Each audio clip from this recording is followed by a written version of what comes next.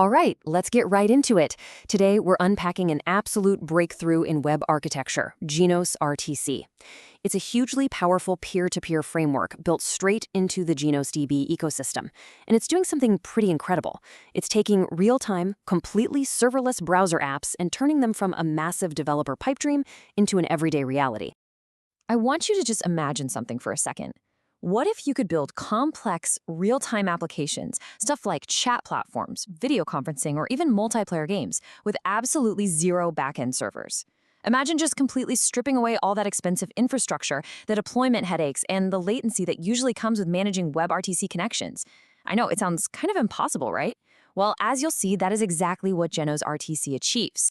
Okay, let's dive into our roadmap for this explainer. We're going to start with the WebRTC infrastructure headache, then move into serverless signaling, check out high-level channels, and then smash right through the P2P scalability wall using the Cellular Mesh. Finally, we'll unpack the epic sealed topology.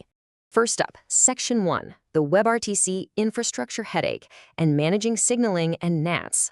So if you're a developer, you probably know this nightmare pretty intimately. WebRTC is an amazing native browser technology for peer-to-peer communication, but historically, establishing that direct connection means you have to build and maintain these custom, centralized backend servers just so peers can find each other in the first place. It's a huge bottleneck. Now, compare that old clunky model of relying on centralized WebSockets to GenosRTC. It completely ditches the centralized server model. Instead, it leverages the decentralized Nostr network, which is just a bunch of community-maintained relays to handle all of your peer discovery. It's a total paradigm shift. Moving right along to Section 2, serverless signaling via Nostr, resulting in zero infrastructure overhead. By tapping into Nostr, GenosRTC pulls off a bit of a magic trick.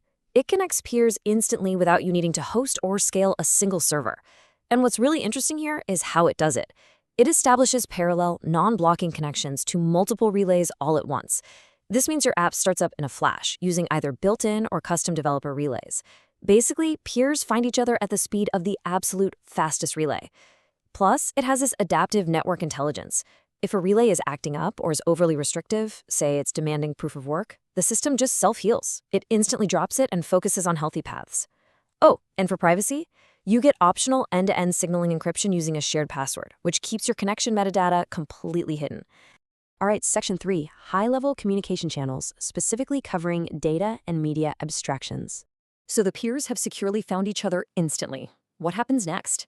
How do you actually use this connection?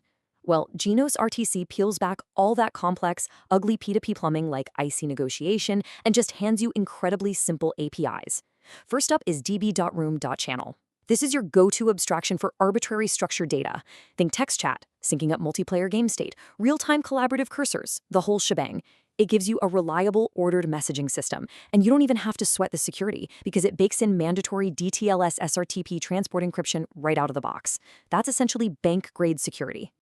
Then, for media, we have db.room.addStream.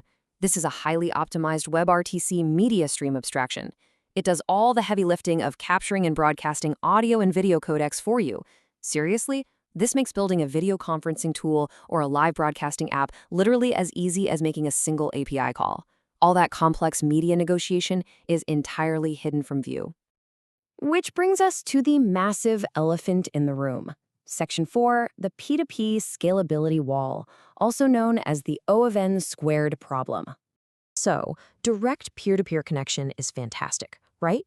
But what happens when your app actually gets popular? Well, the crucial point is this number, 10,000. See, in a traditional full mesh network, every single peer connects to every other peer to keep that single hop latency optimal. But if you have just 100 peers in a room, the math kicks in and the network suddenly requires roughly 10,000 active connections. Your browser will instantly choke, gasp for air, and crash. Direct mesh is amazing for small groups, for sure, but it hits a brutal mathematical wall at scale. But thankfully, there's a fix. Section 5, the Cellular Mesh breakthrough and solving the scalability crisis. This is absolutely the star of the show. While a traditional mesh limits you to about 100 maximum practical peers, the cellular mesh drops your per-peer connections down to a tiny, super manageable size. Now, yes, you do trade a tiny fraction of a second in message latency by moving from one hop to logarithmic hops, but the payoff, it's incredible. You gain massive, virtually unlimited horizontal scale. To wrap your head around it, think of the architecture kind of like neighborhoods and highways.